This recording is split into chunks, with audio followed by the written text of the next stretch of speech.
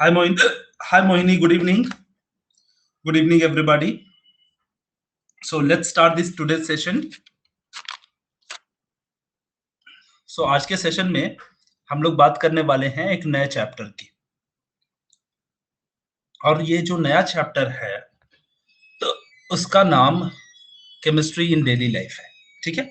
So we are going to start with a chapter whose name is chemistry in daily life, which is what we are going to deal with a basic food chemistry in this. Okay, so we are going to deal with about, एक second जरा रुकिएगा.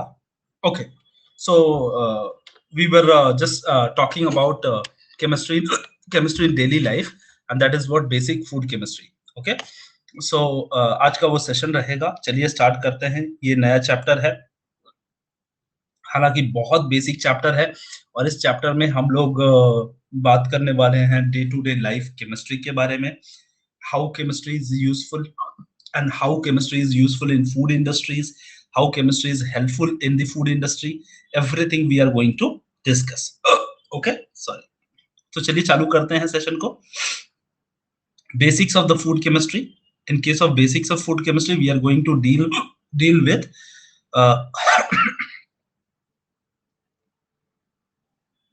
basics. Yes. Yeah, I'm getting hiccups. अभी वो पता नहीं क्यों आने लगा अचानक. सो देखते हैं. चलो, बेसिक्स ऑफ फूड केमिस्ट्री. और ये जो टॉपिक है काफी इंटरेस्टिंग टॉपिक होने वाला है. ठीक है, काफी इंटरेस्टिंग टॉपिक है. In this topic, we are going to deal with how the food in food department, in food industry, how the chemistry is helpful. ठीक है. तो जैसा कि आप सबको पता है कि हमारे जो डेली लाइफ में बेसिक रिक्वायरमेंट जो होती है, डेली लाइफ में बेसिक रिक्वायरमेंट है वो फूड, क्लॉथ एंड शेल्टर. ये तीनों सेक्टर में major important role chemistry play करता है. कैसे प्ले करता है? अगर आप फूड की बात करेंगे तो let's take a daily food which we are using, like we are using like rice. Suppose if we are eating rice, wheat, okay, or we can say pulses. Okay, so we are using the pulses. हम लोग और भी चीजें पढ़ते हैं, और भी चीजें खाते हैं, जैसे कि प्रोटीन, विटामिन, विटामिन्स, कार्बोहाइड्रेट्स. ठीक है, कार्बोहाइड्रेट. ओके, सो ये सारी चीजें हम लोग खाते हैं, मतलब जनरली हमारे डेली लाइफ में यूज करते हैं. So this all material are nothing but a chemical component. This all nothing materials are chemical component. कहीं ना कहीं वो केमिस्ट्री है.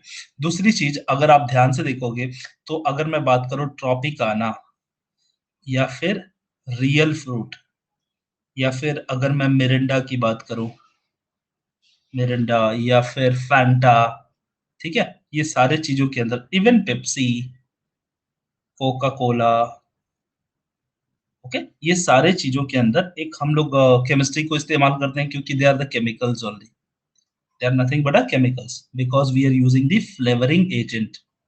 We are using what? Flavouring agent. इनको हम लोग क्या यूज करते हैं? फ्लेवरिंग एजेंट का इस्तेमाल करते हैं. तो बेसिकली मैं ऐसा बोल सकता हूँ कि फूड सेक्टर में केमिस्ट्री का काफी बड़ा योगदान है. काफी बड़ा हेल्प है. कैसे हेल्प है? क्योंकि फूड सेक्शन में केमिस्ट्री के हेल्प से हमने बहुत सारी चीजें, बहुत सारे मटेरियल बनाए हैं, और ये सारे मटेरियल बहुत ही ज्यादा हेल्पफुल है. ठीक है, जिनको हम लोग यूज करते हैं. और सिर्फ इतना ही नहीं, आप फूड सेक्टर में और भी यूज देख सकते हैं. आप फ्लेवरिंग एजेंट आप देख लीजिए कि किसी खाने को या किसी फूड को फ्लेवर करना है.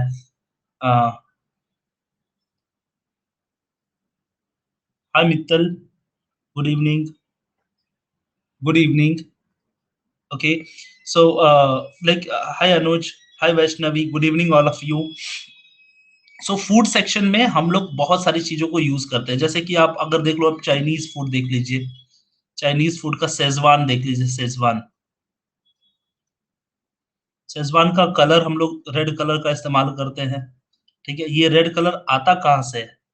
फूड कलरिंग मैटर से, फूड कलरिंग मैटर से आता है। फूड कलर से हम लोग इस्तेमाल करते हैं, फूड कलर इस्तेमाल करते हैं। मिठाइयाँ बनाना है तो स्वीटनर्स यूज करते हैं, स्वीटनर्स। स्वीटनर्स आप जानते हो, सैक्रीन? कितने बच्चों को पता है सैक्रीन क्या होता है, बताइए तो जरा। सैक्रीन वगैरह पता है? सैक्रीन, एलिटेम, स्वीटनर्स, ये सब चीजें नहीं पता है आपको? क्या? Yes, artificial sweeteners. Artificial sweeteners आप लोगों ने ये वाला सुना होगा, zero zero tablets. Zero tablet, those who are diabetic patient, they are using this. Diabetic patients, उनके लिए यूज होता है कि उनको स्वीट खाना मना होता है, तो वो लोग दूसरे टैबलेट लेते हैं जो शुगर फ्री नेचुरा, आप लोगों ने सुना होगा, शुगर फ्री नेचुरा, नेचुरा और zero tablet. Okay, zero sugar. Yes, zero sugar, so they do not contain sugar, but they are sweet in taste, so they are sweeteners. They are sweeteners. So which sweets, like which material they create the sweets and all, these all, everything is comes under the chemistry in case of food section. अगर मैं आपको clothing की बात करूं, clothing की बात करूं, तो पहले कैसे होता था बेटा? पहले जब पुराना, अगर चले जाओ अपना इंडिपेंडेंस से पहले चले जाओ 1947, और या फिर उससे पहले के वीडियोस अगर देखोगे तो आपको उनके क्लॉथ पता चलेंगे। Their cloth used to be of cotton, cotton और little bit silk, okay. There was not much variety, they were not having much variety of the clothing, but now you are having various varieties that like nylon, terylene, dacron।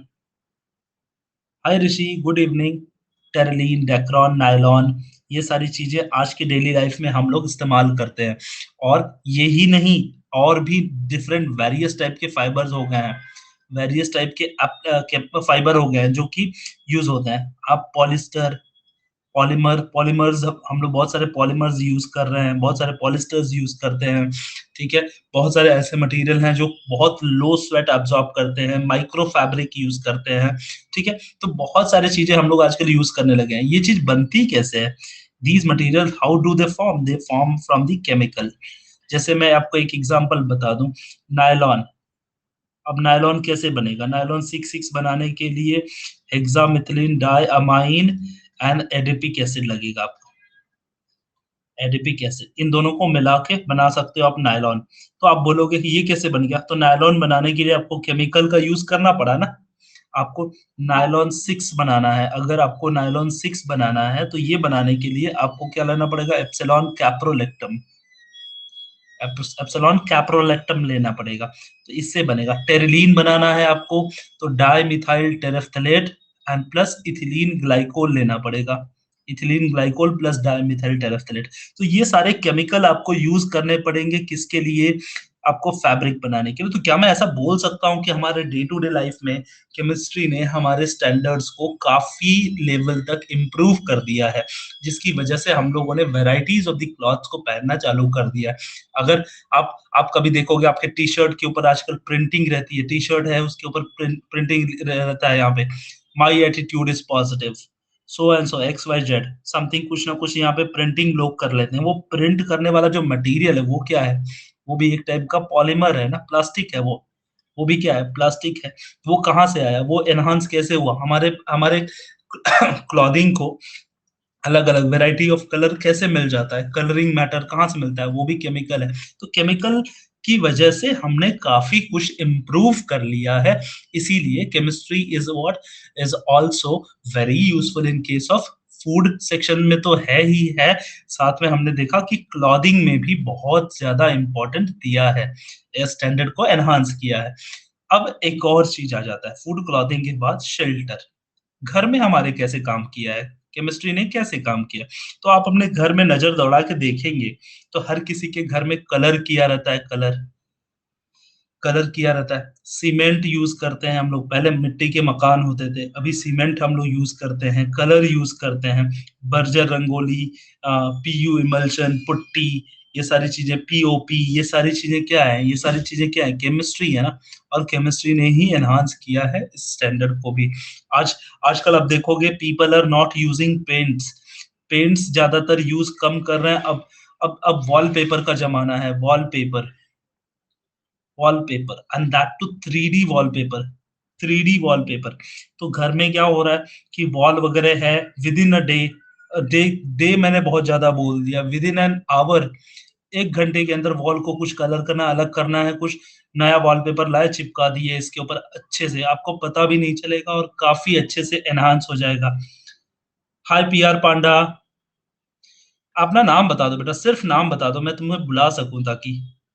अब PR पांडा तो तुम्हारा नाम होगा नहीं, मैं जानता हूँ, तो एक बार बता दो, मैं तुम्हें बुला सकूं कम से कम। ठीक है, प्रवीण, हाय प्रवीण, गुड इवनिंग। तो हम लोग केमिस्ट्री इन डेली लाइफ की बात कर रहे हैं, इसमें दिमाग बिल्कुल नहीं लगाना है, इसमें सिर्फ हम लोग सिर्फ हल्का हल्का पढ़ते जाना है। ठीक है, और काफी इजी चैप्टर है, काफी अच्छा और काफी इंटरेस्टिंग भी। मैं एक चीज और बता देता हूँ, अगर इस चैप्टर को आप पढ़ लेते हो ना, तो कम से कम अपने घर की दवाइयाँ जो आती है ना, घर पे मेडिसिन वगैरह आती है, उसके बारे में काफी अच्छी जानकारी आपको मिल जाएगी। ठीक है, तो ये काफी अच्छा चैप्टर है, देखते हैं कितना सक्सेसफुल होता है, कितना समझ में आता है आप सबको। ठीक है, मुझे तो लग रहा है कि काफी आसान है और काफी अच्छे से समझ में आ जाएगा।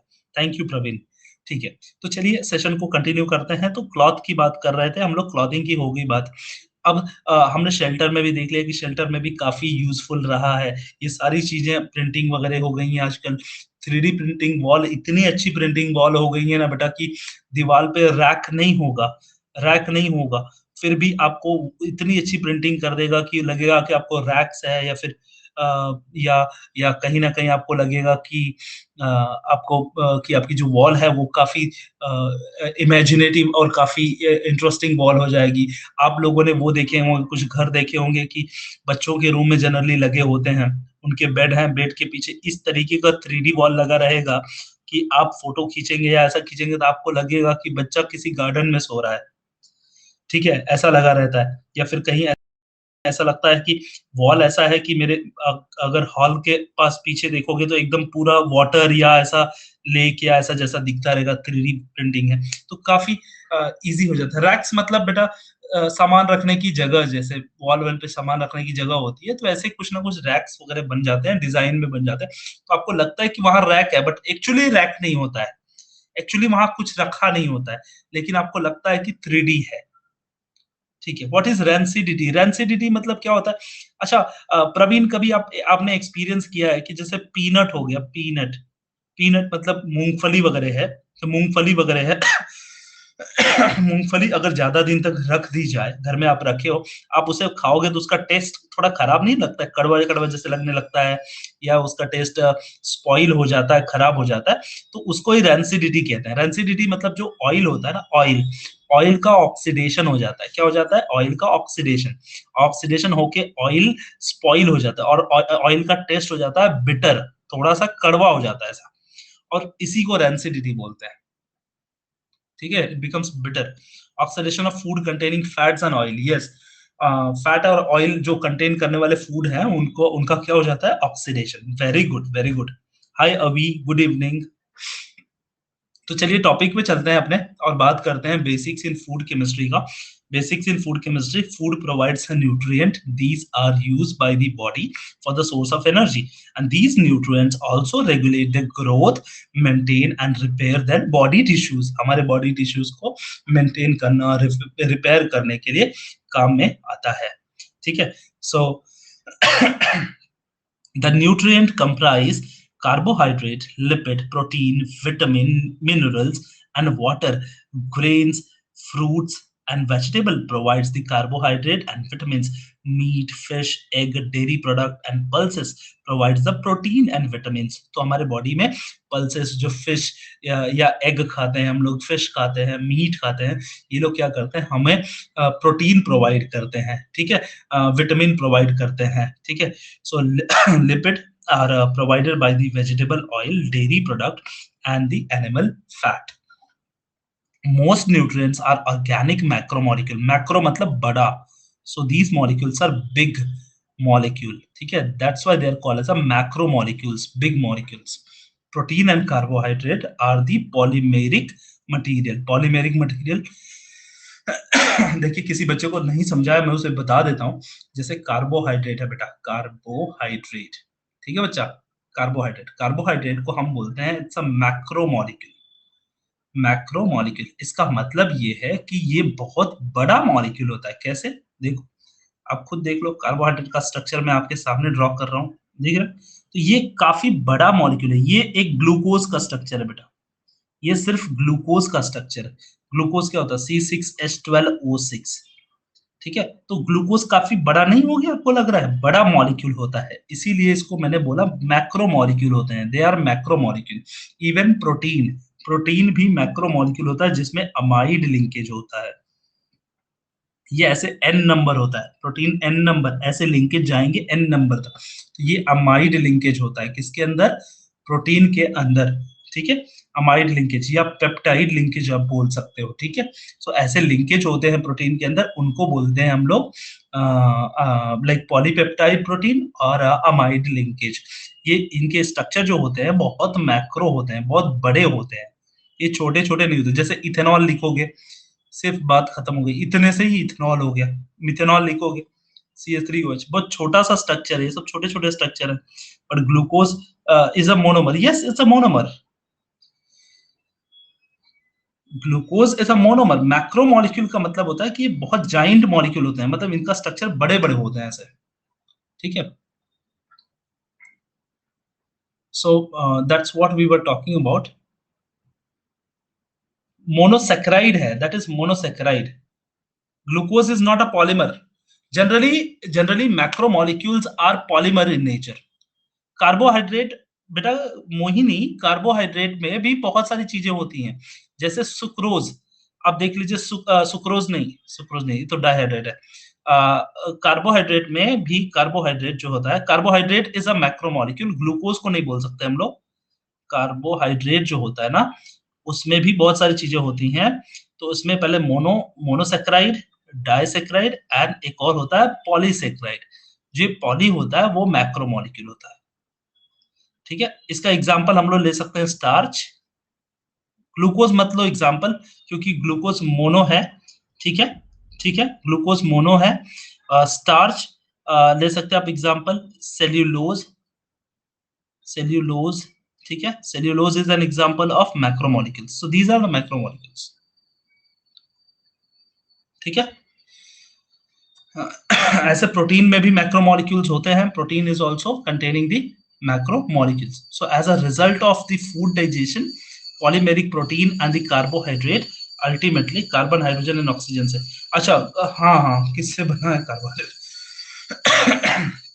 Carbohydrate is made up of carbon, hydrogen and oxygen. Okay, and which is having formula CnH2n plus sorry ON, CnH2n ON.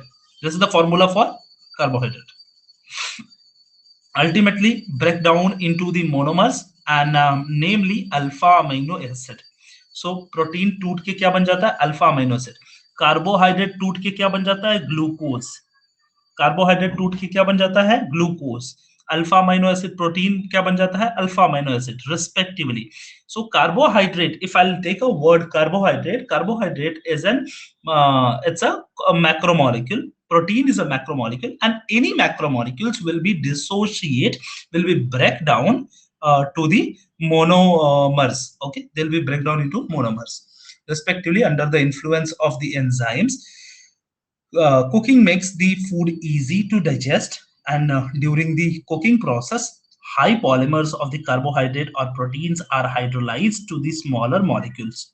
Okay, the uncooked food mixture described the heterogeneous soup suspension becomes a colloidal matter on cooking because a smaller size of the resulting the constituent nutrient molecule. Cooked food is the easier to digest the uncooked food. मतलब ये क्या बताते हैं बेटा?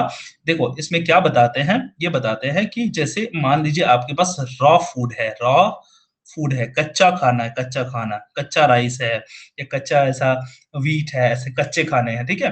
तो उसको आप क्या करते हो, कुक्ड करते हो, you are cooking it. So when you are cooking it, they undergoes hydrolysis.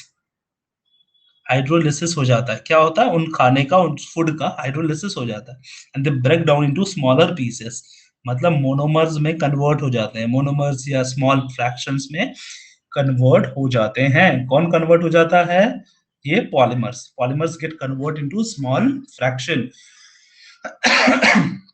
और स्मॉल मोनोमर्स में क्या हो जाते हैं, ये कन्वर्ट हो जाते हैं। और जब ये कन्वर्ट, अभी आ रही है अखिलेश, मेरी आवाज आ रही है बच्चा?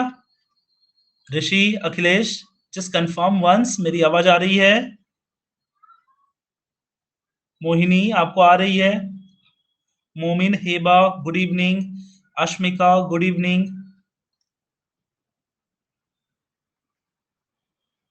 यस। टेलीग्राम चैनल नेम क्या है? टेलीग्राम चैनल का मैंने लिंक भेजा है बेटा, देखो आप उसमें, लिंक मैंने भेजा है।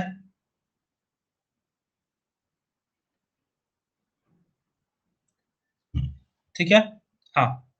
सो raw food cooking hydrolysed and so on hydrolysis they become small, small fraction. और जब ये स्मॉल बन जाते हैं ना, तब ये they will becomes easy to digest, they become easy to digest, so they becomes easy to digest.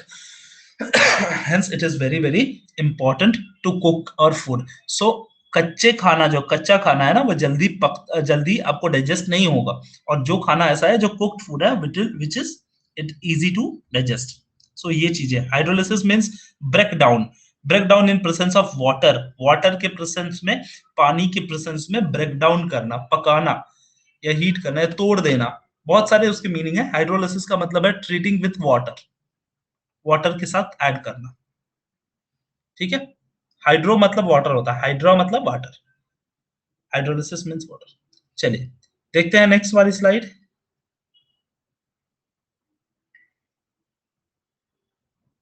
हाँ, food quality chemistry, and in this case browning of cut food. आप लोगों ने देखा होगा आप लोगों ने देखा होगा कि एप्पल, अगर आप लोग एप्पल अगर आप कट कर देते हैं, एप्पल है आप कट कर देते हैं, थोड़ी देर बाद देखेंगे कि एप्पल वो ब्राउन हो जाता है, होता है कि नहीं होता है, एप्पल ब्राउन हो जाता है।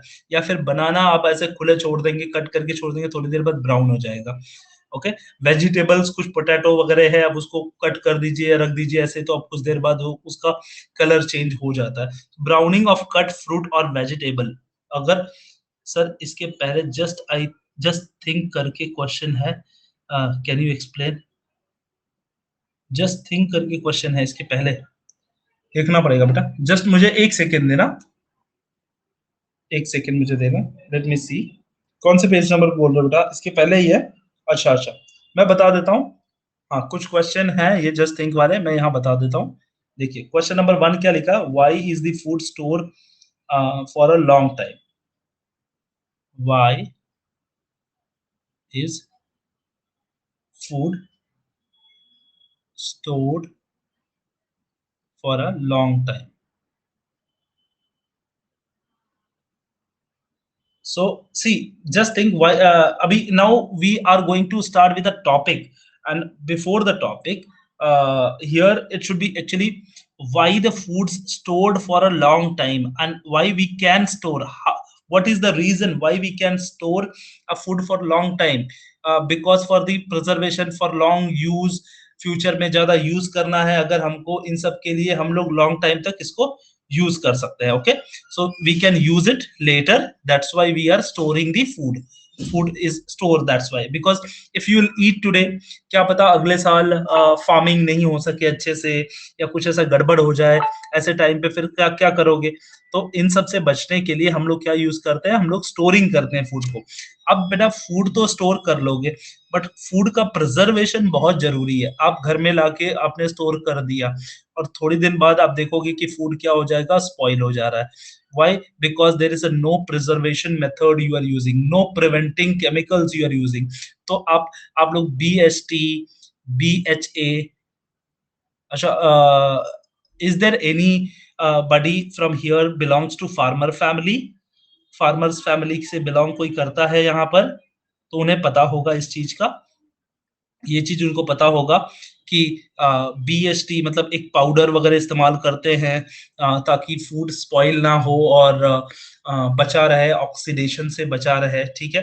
तो जैसे एप्पल होता है, एप्पल, अभी मैं आपको एक स्टोरी बता दूं, जैसे एप्पल होता है, एप्पल, अमेरिकन एप्पल इंडिया में बहुत बिकता है, ठीक है। अमेरिकन एप्पल इंडिया में बहुत बिकता है, बहुत चलता है ये एप्पल। अमेरिकन एप्पल इंडिया में बहुत चलता है, लेकिन ये अमेरिका से तो आता भी तो होगा, तो फिर ये क्या होता है, अमेरिका के मार्केट में से 3 to 4 मंथ अगो ये प्लग किया होता है और पकाया होता है। फिर उसके बाद हमारे मार्केट में आता है आफ्टर 6 मंथ, 4 to 6 मंथ के बाद हमारे मार्केट में सेलिंग होती है उसकी और आपके घर तक पहुंचता है। तो आप समझिए ना कि इतने 4 महीने बीत गए, 3 से 4 महीने या 5 महीने बीत गए, फिर भी आपका जो फ्रूट है, जो आपका फ्रूट है काफी सेहतमंद और काफी हेल्दी दिखता है। और जैसे ही आप लेके आते हो अपने घर में, वॉश करके रखते हो, और 4-5 दिन के अंदर आपका फूड क्या हो जाता है, स्पॉइल हो जाता है। 4 दिन आपके घर में, सिर्फ 4 डेज, बाहर मंडी में या बाहर बाकी जगहों पे वो 4 मंथ तक रुक गया, फिर भी खराब नहीं हुआ। रीजन क्या है इसमें? रीजन ये है कि उसके ऊपर यूज किया हुआ केमिकल, वहां पर BST, ब्यूटाइलेटेड हाइड्रोक्सी टोलुइन, और ब्यूटाइलेटेड हाइड्रोक्सी एनिजोल, ये सब कुछ केमिकल होते हैं, कुछ मटेरियल होते हैं जिनका इस्तेमाल हम लोग करते हैं फूड के प्रिजर्वेशन के लिए। किसके लिए? फूड के प्रिजर्वेशन के लिए हम लोग इनका इस्तेमाल करते हैं, ठीक है। तो ये एक बहुत इंपॉर्टेंट चीज है, BST BHA। ऐसे ही हम लोग ये लाइक और भी सोडियम बेंजोएट भी यूज करते हैं, ऐसे बेंजोएट वगैरह भी इस्तेमाल करते हैं, जिसके अचार वगैरह को प्रिजर्व करने के लिए विनेगर का इस्तेमाल करते हैं। आप लोगों ने सुना होगा पिकल्स वगैरह, मामलेट्स वगैरह, इन सबको बचाना है, मुरब्बे वगैरह जो होते हैं ना, उनको बना के रखना है, जैम्स जेलीज को बनाना है, तो हम लोग क्या यूज करते हैं, सोडियम बेंजोएट इस्तेमाल करेंगे। नहीं